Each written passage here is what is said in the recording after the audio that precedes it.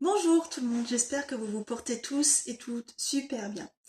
Aujourd'hui, je vais enfin vous parler de la cohérence cardiaque. C'est une vidéo que je voulais faire depuis très longtemps et c'est parti.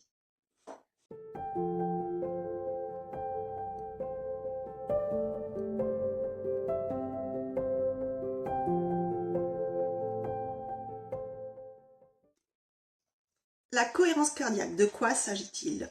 Beaucoup d'entre vous la connaissent certainement déjà, d'autres la pratiquent et c'est super. Et pour ceux qui ne savent pas ce que c'est, sachez qu'il s'agit d'un exercice respiratoire.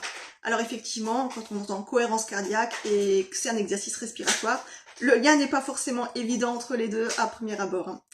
C'est quelque chose que j'ai découvert aussi au cours de mon cursus de naturopathie. Avant, je ne connaissais pas du tout les exercices respiratoires et c'est une super découverte. Pour les petits bruits de fond, vous m'excuserez, j'ai toujours encore le chien qui bricole à côté. Alors, quel est le lien entre les respirations et le bien-être général? Tout simplement, lorsque nous inspirons, la fréquence cardiaque augmente, les battements du cœur augmentent, ils accélèrent. Lorsque nous expirons, le phénomène inverse se produit, c'est-à-dire que le cœur bat plus doucement. Tout ça, c'est la variabilité de la fréquence cardiaque. Plus cette variabilité est importante, en meilleure santé nous sommes et plus, en théorie, nous devrions vivre longtemps. C'est un signe de bonne santé. C'est-à-dire que plus le cœur est capable d'accélérer à l'inspiration et plus il est capable de s'apaiser à l'expiration, en meilleure santé nous sommes. Il faut savoir que cette variabilité cardiaque, nous en perdons un petit peu tous les ans avec l'âge qui avance.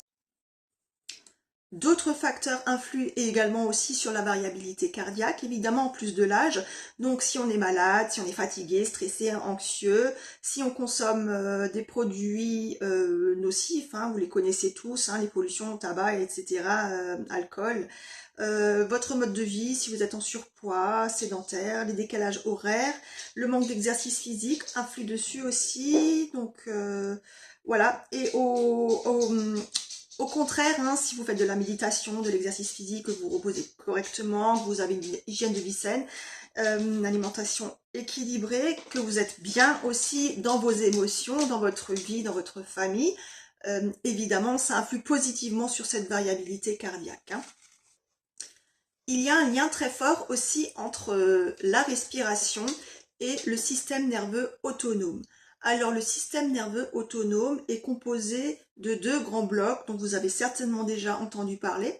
Le premier bloc, c'est le système sympathique ou aussi appelé orthosympathique. C'est le système fuite ou combat, c'est-à-dire c'est quand on a un coup de stress, on va réagir très très rapidement, on va se mettre en action très très vite, le corps va sécréter les bonnes hormones tout de suite pour qu'on soit super réactif. Hein. Et du coup, autant c'est quelque chose de sain quand on a de temps en temps un coup de stress qui dure très peu de temps, je veux dire un gros coup de stress, et que par la suite on retourne dans un état de calme. Autant c'est bien connu que notre société provoque du stress chronique, c'est-à-dire qu'on est dans cet état-là de façon chronique, comme c'est dit, et ça c'est très très nocif à la santé, malheureusement. L'autre pendant du système nerveux autonome, c'est le système nerveux parasympathique. À l'inverse, c'est le pendant qui va nous permettre d'être en repos, calme, détendu, ça active la digestion, on va pouvoir s'endormir et ainsi de suite. Les deux systèmes doivent être en équilibre chez nous, constamment en équilibre. On est toujours en train de tirer sur l'un ou sur l'autre, mais globalement, il faut qu'un minimum d'équilibre et d'harmonie soit là. Comme je l'ai dit, notre mode de vie, notre société actuelle fait que souvent il y a un déséquilibre. Et cet exercice de respiration permet de rétablir l'équilibre entre les deux. Puisque à l'inspiration, nous activons le système orthosympathique ou sympathique, c'est-à-dire la mise en action. Et à l'expiration, comme tout se calme, s'apaise, les fréquences cardiaques diminuent, on active le système parasympathique. Et donc cet exercice de respiration permet de rétablir l'équilibre entre les deux. Ainsi, j'en viens donc à vous expliquer ce que c'est que cet exercice de cohérence cardiaque, hein, surtout pour ceux qui ne savent pas ce que c'est. Donc la cohérence cardiaque, concrètement, C'est un exercice que l'on pratique. Déjà, on va se mettre, on s'installe confortablement, on est assis ou debout, on évite la position couchée parce que ce n'est pas physiologique. Hein. Si on est assis, on peut même déboutonner son pantalon pour être confortable parce que les respirations doivent se faire de façon ventrale, par le bas. Vous pourrez même mettre la main en bas. J'ai déjà remarqué que certaines personnes ont vraiment de grosses difficultés à avoir une respiration ample, confortable, ventrale, par le ventre. Hein. Elle respire que par le haut. Et c'est quelque chose qu'il faut essayer de travailler, de contrôler. Ça se fait peu à peu et vous y arriverez si vous êtes en difficulté. Parce que quand vous respirez par le bas de façon ventrale, ça apaise. Justement, vous activez le système parasympathique qui apaise. Accessoirement, vous agissez aussi sur votre système digestif, sur vos intestins que vous massez. C'est très, très important. Alors que si vous respirez que par le haut, c'est quand vous êtes stressé dans des émotions qui sont pénibles, désagréables. Voilà, quand vous êtes paniqué, et là vous activez le système orthosympathique. Voilà, donc c'est le côté stress. Donc ici, c'est vraiment des respirations amples, profondes, par le bas, ventrale. Mettez la main sur le ventre et vous commencez par gonfler le ventre en fait. Évitez de respirer sur la partie basse. Vraiment concentrez-vous pour inspirer et expirer par la partie basse. Ainsi donc, dans cet exercice, une fois que vous êtes correctement installé, vous essayez de vous mettre dans votre bulle pour être bien concentré. C'est un moment qui va être... c'est un exercice qui est très pratique parce qu'on le conseille de le pratiquer de façon courte que sur 5 minutes. 5 minutes, mais 3 fois minimum par jour. C'est l'idéal. Après, vous vous adaptez en fonction de votre vie, évidemment. Mais là, on part sur un exercice de 5 minutes. Hein. Donc, mettez-vous bien dans votre bulle et concentrez-vous sur vous-même, sur votre calme, sur votre respiration. Et c'est très facile à faire. Il s'agit donc pendant 5 minutes d'inspirer lentement, profondément, de façon ventrale sur 5 secondes. Et ensuite d'expirer, pareil, lentement, calmement, sur 5 secondes. La méthode originale demande à ce que l'on inspire par le nez en se concentrant sur le flux d'air qui entre par le nez et que l'on expire par la bouche, voire même en faisant un petit bruit de ou comme vous voulez, comme vous le sentez, si vous le voulez. Personnellement, je le pratique souvent quand il y a des gens autour, donc je ne fais pas de bruit de bouche. Je le fais que par le nez. Mais comme dit la méthode originale, puriste qui donne le maximum de bénéfices, c'est inspirer par le nez et expirer par la bouche. Essayez voir. Donc cet exercice, comme je vous dis, se pratique pendant 5 minutes. Vous inspirez 5 secondes, vous expirez 5 secondes. Alors, quand on commence à pratiquer cet exercice, je vous parle par expérience, hein, parce que c'est quelque chose que je ne connaissais pas, du coup j'ai débuté là-dedans. Les premières séances pour moi ont été... je veux pas dire que c'était compliqué, mais c'était une phase d'adaptation parce qu'il a fallu que je trouve peu à peu mon rythme pour que mon inspiration se fasse bien sur 5 secondes et de façon fluide, s'inverse pour expirer sur 5 secondes. Il ne faut pas inspirer trop vite parce que d'un coup on se retrouve bloqué, ce qu'il ne faut pas faire. Il faut inspirer suffisamment vite aussi pour avoir suffisamment d'air pour pouvoir expirer sur 5 secondes. Et ça c'est quelque chose, les premières séances, ça se travaille, le temps que vous vous adaptiez. Et au bout de quelques fois, quand vous avez l'habitude, c'est quelque chose qui va se faire tout naturellement. Vous n'aurez plus besoin d'y penser, d'y réfléchir pour arriver à faire quelque chose de fluide et d'harmonieux qui s'enchaîne très naturellement. Ça viendra tout seul. Et toi, t'as ton mot à dire? T'as ton mot à dire? Oui, t'as ton mot à dire. T'as toujours quelque chose à dire, toi. Ouh. Ouais. S'il te plaît, je peux continuer? J'ai encore des choses à leur raconter, tu sais. J'ai encore des choses à leur raconter. Oui, oui, oui. Pour pratiquer cet exercice de cohérence cardiaque, alors vous avez le choix. Il existe toute une pelletée de vidéos sur YouTube ou sur un autre support de vidéos où vous trouvez des belles vidéos, soit avec des sons qui vous informent de quand inspirer, de quand expirer.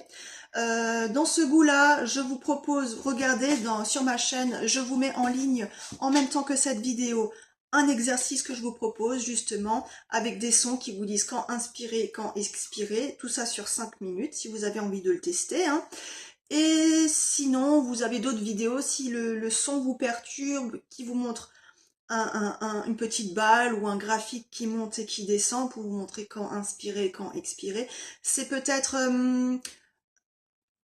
pour ceux qui sont en difficulté, ça peut être bien parce que vous pouvez bien moduler votre inspiration pour qu'elle dure bien sur 5 secondes si vous êtes si vous avez un peu de mal. Ça peut être bien d'avoir une indication visuelle de ce qui vous reste peut-être, hein.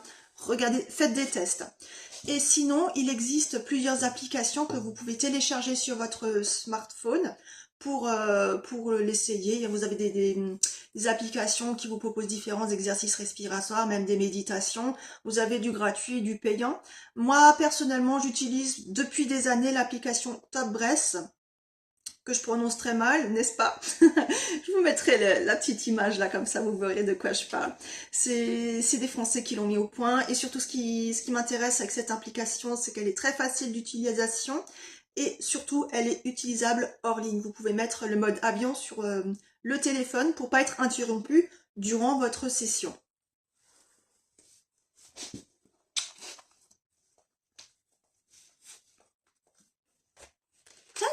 Bouge doucement, pas mes notes. Nous allons parler maintenant des effets de la cohérence cardiaque.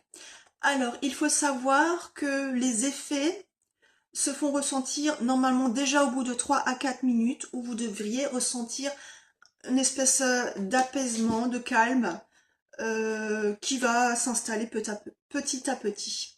L'idéal, c'est donc de faire ces 5 minutes de pratique. Si vous faites 5 minutes de pratique, les effets doivent se ressentir de 3 à 4 heures jusqu'à 6 heures après cet exercice. C'est pour ça qu'il est conseillé de le faire 3 fois par jour. Le matin, vers midi encore, vers 16 heures. Si vous voulez, vous pouvez rajouter une dernière session le soir, à peu près 1 heure avant de vous coucher. Ne le faites pas trop tôt avant le coucher, parce que j'ai constaté que si on fait des exercices de respiration ou de méditation, cela peut empêcher de s'endormir des fois derrière, puisqu'on s'est un peu reposé entre guillemets. Mais ça, c'est propre à chacun. Il faut que vous fassiez des essais pour voir ce qui vous convient le mieux à vous. Une personne extrêmement stressée qui aurait besoin de s'apaiser avant de dormir, ça peut peut-être être un bon exercice à voir, à essayer. Pour des gens un peu plus calmes, c'est peut-être trop calmant et ça peut vous empêcher de rentrer dans votre cycle de sommeil. Testez. Vous pouvez également faire des sessions plus grandes. Il est conseillé de faire des sessions de 10 à 15 minutes maximum, de pas trop dépasser 20. Les effets ressentis sont maximaux au bout de 20 minutes. Mais souvent, le souci qui peut se poser, c'est qu'au bout de 10 minutes, 10-15 minutes, notre mental reprend le dessus et on commence à avoir des pensées qui nous parasitent, et c'est pas le but de l'exercice. Donc, testez. C'est propre à chacun. Sachant que, par exemple, je vous donne mon expérience personnelle. Moi, personnellement, il m'arrive d'apprécier de faire des sessions de 20 minutes. Je peux aimer ça. Après, ça dépend énormément de mon état intérieur, j'ai envie de dire mon état émotionnel. Des fois, au bout de 5-10 minutes, je sens que ça suffit, je sens que je commence à mouliner, à cogiter, alors j'arrête. Et d'autres fois, une session de 20 minutes me permet de vraiment bien rentrer dans ma bulle, de décompresser, d'être dans mon petit monde en quelque sorte. C'est comme une session méditative si on veut. Donc c'est à adapter. Le minimum c'est 5 minutes, 5 minutes c'est très facile à tenir, on arrive à le trouver ces 5 minutes et c'est ce qui est conseillé. C'est pour ça que c'est un super exercice, parce que 3 fois 5 minutes par jour, on arrive facilement à le trouver. Mais sachez que derrière, il y a possibilité de moduler en fonction de vos ressentis et de vos besoins. Sachez que les effets vont se potentialiser au fil de votre pratique. Donc, si une petite session courte ou de 3 sessions par jour, pendant quelques jours, peuvent vous aider à vous apaiser un petit peu et à vous apporter plus de calme, une pratique régulière sur plusieurs semaines va renforcer tous ces effets, et vous aurez des effets en profondeur sur votre bien-être général et sur votre santé. Alors, je vais vous en parler des autres effets, donc. Les effets relativement immédiats sont une baisse du cortisol sanguin et salivaire. Hein. Le cortisol, c'est l'hormone de mise en action quand vous êtes dans le stress. Hein. Autant une sécrétion de cortisol est parfaitement normale, le matin on a un pic de cortisol parce que justement il faut se réveiller, il faut se mettre en action et il faut être actif toute sa journée. Mais c'est quelque chose qui n'est pas sain si vous avez trop de cortisol sur toute la journée parce que dans l'après-midi, votre taux de cortisol devra baisser progressivement pour que vous puissiez rentrer dans votre phase de repos et de sommeil le soir. Hein. Donc cela peut aide à baisser le taux du cortisol. Hein. Cela va augmenter aussi la DHEA, augmentation de la DHEA, qui c'est une hormone qui a un rôle dans la prévention du vieillissement en fait, le ralentissement du vieillissement. Cela a un rôle aussi dans tout ce qui est défense immunitaire, évidemment, puisque quand vous êtes stressé, quand vous ressentez des émotions négatives, quand vous êtes boosté, votre système immunitaire va baisser. Et du coup, vous pratiquez cet exercice va vous permettre une augmentation des IgA, ce qu'ils appellent les IgA, c'est-à-dire c'est le système de défense immunitaire, hein, tout simplement. Vous allez aussi sécréter plus d'oxytocine, l'hormone du bonheur et du bien-être. Hein. Également, dans ce goût-là, au niveau des neurotransmetteurs, vous allez sécréter plus de dopamine, hormone du plaisir et de la récompense, et de la sérotonine aussi, qui est aussi une hormone qui apaise, hein, qui a un rôle dans la dépression, l'anxiété, puisqu'elle apaise et elle permet de se sentir bien. Vous allez avoir un effet positif sur tout ce qui est hypertension artérielle, forcément puisque vous vous apaisez. Hein. Au niveau du cerveau aussi, vous allez augmenter les ondes alpha. C'est les ondes pour le calme, vous êtes attentif, cela favorise la mémorisation, les apprentissages, vous avez une meilleure coordination, et ainsi de suite. Hein. Donc aussi une impression, voilà, tout à fait, ça vous réduit le stress, les émotions désagréables, une impression générale de calme, de lâcher prise et de distanciation. Donc tout ça c'est à court terme. Vous ressentez ces effets, je l'ai testé personnellement, ça aide. Évidemment, si par la suite on vous fait une grosse prise de tête, les effets vont être coupés court. Hein. Ça pas un effet miracle non plus. Hein. Donc si jamais vous avez une prise de tête, un gros stress dans la matinée, rien ne vous empêche à un moment donné d'aller vous isoler pour refaire cet exercice pour justement redescendre en pression. Alors, à long terme, si vous pratiquez cet exercice régulièrement sur plusieurs semaines, c'est vraiment quelque chose de très intéressant puisque là, vous ancrez les bienfaits et les bénéfices. Donc, tout ce que je vous ai décrit va se potentialiser, va bien s'ancrer. Du coup, vous allez avoir un effet très positif sur tout ce qui est hypertension artérielle, comme je vous disais, risque cardiovasculaire, régulation du taux de sucre aussi, hein, pour tout ce qui est diabétique. Ça peut être un petit coup de pouce pour vous aider à gérer votre diabète de façon plus douce. En complément, hein, ça ne remplace pas les médicaments, on est toujours d'accord là-dessus. Cela peut aussi être quelque chose de très utile pour les personnes souffrant de surpoids et d'obésité.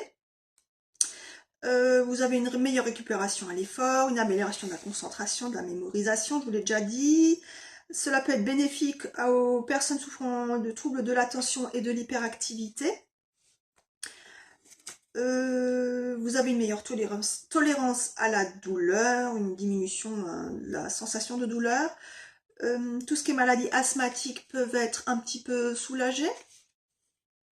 Sans que ce soit, comme dit, je le répète, hein, c'est pas une solution miracle. Hein, c'est pas parce que vous allez pratiquer que vous allez plus avoir de diabète, d'asthme et machin. Mais ça peut être un outil pour vous aider à le gérer, tout simplement.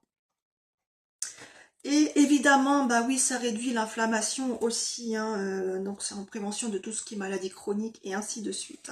C'est un outil hein, dans le cadre d'une hygiène de vie saine, d'une alimentation saine, évidemment. Si à côté de ça, vous vivez comme un cochon, bah, ça servira pas à grand chose. Je pense que vous en doutez bien.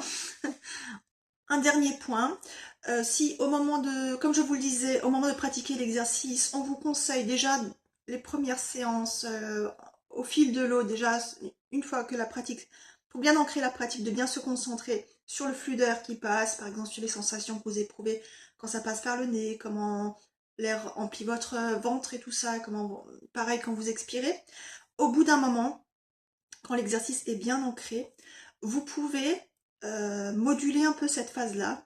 Et il est proposé de vous concentrer sur quelque chose de bénéfique, sur des sensations, sur un moment positif de votre vie, quelque chose que vous aimez, sur des sensations de bienveillance, d'amour, de gratitude, ce genre de choses.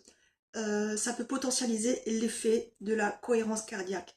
Mais comme dit, tout ça, est plutôt conseillé de le faire dans un deuxième temps, une fois que la pratique est bien ancrée. Comme je vous le disais aussi, en situation d'urgence, n'hésitez surtout pas, par la suite, après un gros stress, une prise de tête avec quelqu'un, quelque chose qui vous a énervé, et ainsi de suite. N'hésitez pas. Si vous n'avez pas 5 minutes pour vous libérer, pour vous mettre dans votre bulle et redescendre en pression en faisant cet exercice, vous pouvez aussi tout simplement le pratiquer discrètement, juste une petite minute. Juste une petite minute, vous vous mettez dans votre bulle et vous pratiquez la cohérence cardiaque. Si vous avez l'habitude de faire cet exercice de façon régulière, le simple fait de la faire qu'une seule minute vous permettra de vous mettre immédiatement dans l'état dans lequel vous êtes quand vous le pratiquez, quelques minutes d'affilée, 5 minutes d'affilée. Ça va vous faire un rappel et ça va vous permettre immédiatement de baisser en pression. Enfin, dernière anecdote que j'ai lue au fil de mes recherches sur le sujet. C'est un exercice intéressant. Lorsque vous vous trouvez quelque part, peu importe que ce soit chez vous, en réunion, dans les transports en commun, à l'extérieur, si vous avez une personne dans votre entourage qui est énervée, en colère, peu importe, vous pouvez pratiquer cet exercice de cohérence cardiaque. Vous vous mettez en cohérence et vous dirigez votre attention vers cette personne. Essayez voir, au bout de quelques instants, où elle sera comme contaminée en quelque sorte par ce que vous faites et elle ira s'apaiser d'elle-même. En fait, tout simplement, votre cœur émet un champ de fréquence 500 fois beaucoup plus important que ce qu'émet votre cerveau. Et du coup, en vous mettant en cohérence, en concentrant votre attention au niveau du cœur et en envoyant cette énergie positive vers la personne énervée, vous lui permettrez automatiquement de baisser en pression en quelques instants, quelques minutes, puisque vous la contaminerez par votre bien-être. Essayez voir. Voilà, je vous ai expliqué ce qu'était la cohérence cardiaque. Vous trouverez dans ma chaîne, sur le fil, une autre vidéo qui sort à la même date que celle-là, à la même heure, où, comme dit, je vous propose un exercice de cohérence cardiaque, ce qui vous permettra de l'essayer si vous ne connaissez pas encore. Je vous y invite de tout mon cœur à l'essayer et vous verrez, l'essayer, c'est l'adopter. Je vous remercie infiniment de m'avoir écouté jusque-là. Je vous souhaite tout le meilleur pour la suite et je vous dis à très vite.